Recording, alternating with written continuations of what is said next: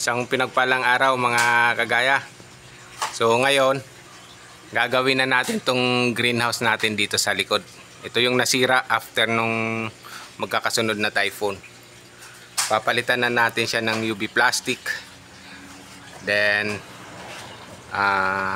kakabitan natin ng mga C-channel dyan, yung pang-lock. Tapos tinatanggal na natin yung alulod na nabanggit ko dati, na naglagay tayo ng alulod. Ayan, tatanggalin na natin yung alulod na yan kasi napupuno lang ng mga dahon. Ang hirap maglinis. So kinabit natin yung alulod na yan para ang purpose naman is masahod natin yung tubig ulan. So hindi na kailangan, kung gagawa tayo ng pansahod, dito na lang sa bubong natin kukuha tayo ng tubig ulan. Tatanggalin natin yan kasi ang pahirapan maglinis. Halos araw-araw tayo naglilinis kasi nga mayroon tayo ditong katabing mataas na kahoy. Ayan, kaya napupuno lagi yung alulod ng dahon. So kung titingnan nyo, ayan, lapitan natin. Ayan, no, punong-puno. Pakita mo nga, Doy. Ayan, no, punong-puno ng dahon yung alulod natin. So tatanggalin na natin yan sa panggagalingan pa ng source ng kalawang kasi na-stackan yung tubig dyan. Ayan. So nakapagbili na tayo ng UV plastic. Nandito na rin yung ating C-channel. Ayan. Ayan, ilalagay natin yung aluminum na yan, yung parang hindi na kinakalawang.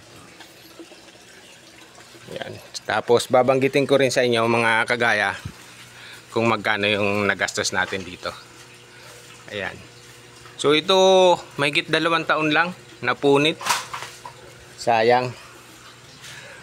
Pinanggalingan nito kasi may mga pusa tayo, napupunit yung ano, siguro doon nag-umpisa yung pagkasira nito dahil sa ating mga alagang pusa. Ngayon kinulong na natin, bawal na silang lumabas yan sa kulungan. Pag nagawa to, hindi na natin sila papalabasin. Yan. So antabayanan nyo hanggang sa dulo mga kagaya, at sasabihin ko kung magkano yung nagastos dito. So hindi naman tayo lugi dito kasi umabot na siya ng mahigit 2 taon. Kung baga yung nagastos natin dito, halos nabawi na rin natin. Kaya lang, syempre hindi natin ini-expect na masisira siya sa loob ng ganong panahon. Kasi nga yung rooftop natin, umabot siya ng 4 na taon, mahigit 4 na taon. Hindi pa nasisira yung UV plastic natin. Madami na ring bagyong pinagdaanan. Kaya lang pinaayos natin, pina-renovate natin para nga maging matibay siya sa mga paparating na mga bagyo, kasi pati poste pina-reinforce natin. So yun, nung nakarang bagyo, okay, hindi siya nasira. Ito kasi hindi ko ina-expect na masisira kasi medyo bata pa. Pero yun na nga, sa kasamaang palad ito nangyari. So gagawin natin mga kagaya.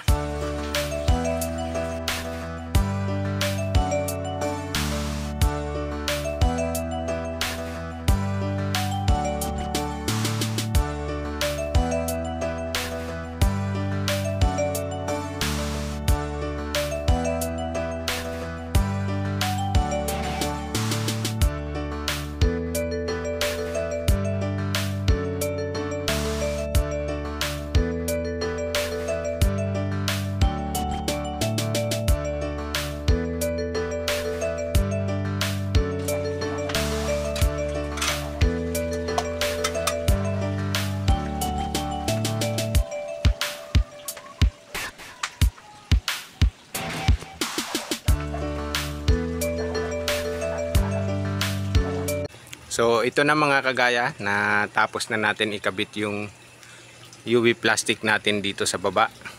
Ayan, so natagalan tayo matapos to maikabit. Gawa na yung gagawa is mayroon din mga kontrata. Then ako rin, busy rin sa gawain dito sa tupigan. Kaya natagalan to. So natagalan din na bakante itong baba natin. Ayan. pati yung tanim natin sa aquaponics na ano yung mga dahon nasunog kasi pag naulan na nababasa sila, tapos direkta rin sila sa init. So ngayon natapos na natin tong pag-install ng UV plastic dito sa ating greenhouse.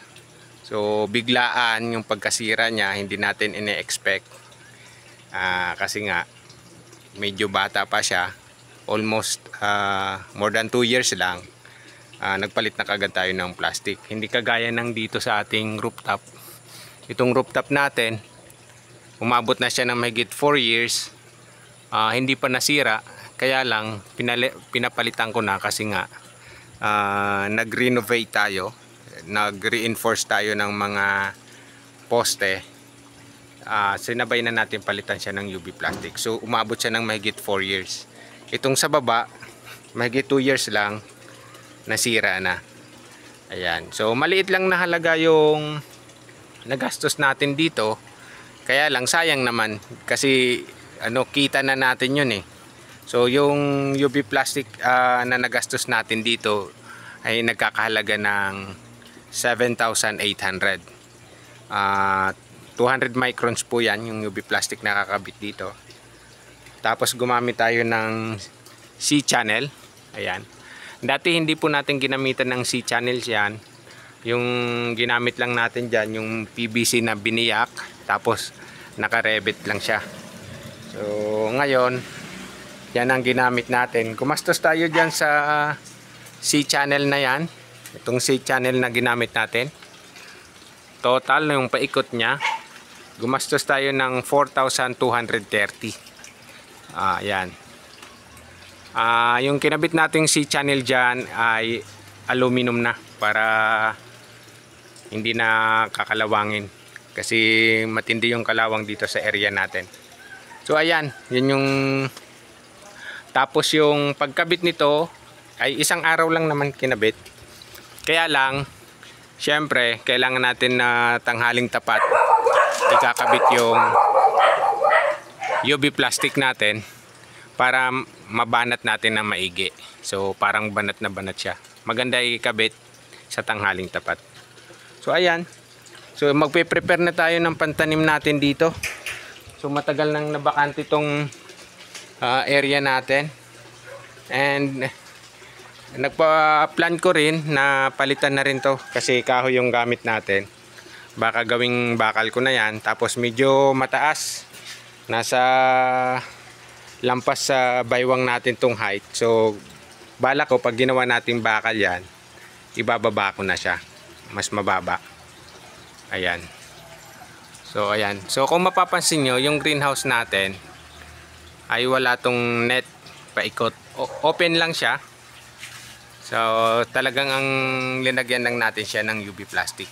Sa greenhouse na to nakasama yung ating mga alagang tilapia. So kasama siya dito sa bubong. Saka yun, ito yung aquaponics setup natin. Ayan, na flood and drain para yung tubig nito is galing sa ating fish pond ng tilapia. So nasira nga yung ating mga sweet basil, oh. Tingnan nyo yung dahon. Nauulanan, tapos naarawan na, kaya nagkanda sunog-sunog. So babaguhin natin yung tanim na yan kasi nga nagawa na tong bubong natin. Then makakapagtanim na tayo rito gawa ng mayroon na nga tayong UV plastic. So naka-prepare na rin yung ating mga punla. So mga 3 araw pa pwede na natin i-transplant yan para malagyan na natin to. So kinakapos tayo sa supply ng lettuce kasi nga yung area natin na nagagamit is yung taas lang saka yung doon sa harap. So yung sa harap hindi na lettuce ang ginagamit ko doon, celery yung tinatanim ko kasi marami na ring customer na bumibili ng celery. So yung sa taas yun yung lettuce, yung sa harap celery. Eh ito bakante, dapat lettuce din to. So ngayon matataniman na natin. Maaring sa sunod na linggo pwede na natin taniman to. Depende kung anong magiging ng ating punla. So yun lang, yung total pala na nagastos natin dito mga kagaya, di ba nabanggit ko na yung UV plastic is 7,800. Yung C-channel na ginamit natin paikot is 4,230 ang total niyan. Tapos yung labor, isang araw lang 800 ang binayad ko. Tapos yun lang.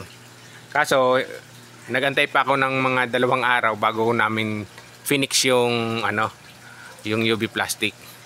Kasi nga inabot na kami ng hapon. Sabi ko gusto ko tanghaling tapat. So bumalik na lang yung gumagawa ng tanghaling tapat, saka namin kinabit yan. So far okay naman ang pagkakabit ng UV plastic. Ayan. Naway tumagal to. Ini-expect ko tumagal at least man lang kahit 4 years ang itatagal nito. So yung total na nagastos natin dito mga kagaya is 12,830. So maliit lang na bagay yan. Kaya lang kung hindi tayo gumastos, so nasa kita na natin yon. Ayun. Sayang lang kasi nga hindi siya tumagal doon sa ini-expect natin. Sana ito tumagal ng mahigit 4 na taon. So yun muna ang update natin dito mga kagaya. Pag nataniman ko na to, yung itong baba, i-update ko uli kayo. Ayan, so marami pa tayong gustong project na gawin na dito. DIY lang, gamit yung mga plastic bottles na yan ng Wilkins. So nag-iisip ako ng next project para sa ating mga alagang crayfish. Kasi dumadami na yung crayfish ko, yung Australian Red Claw. So hindi pwede sila magsiksikan lang dito. Ayan. Saka dyan sa pond. So gagawa ko ng isang, kasi marami na tayong Wilkins dito, kung anong pwedeng gawin. So i-update ko rin kayo dyan pagka nagawa ko yung project na yan. So yun lamang muna mga kagaya. Maraming salamat ulit sa inyong panunood. Antabayanan nyo po ang aking sunod na i-upload na video regarding dito sa ating greenhouse dito sa likod ng bahay. Hanggang sa muli, ingat po tayong lahat.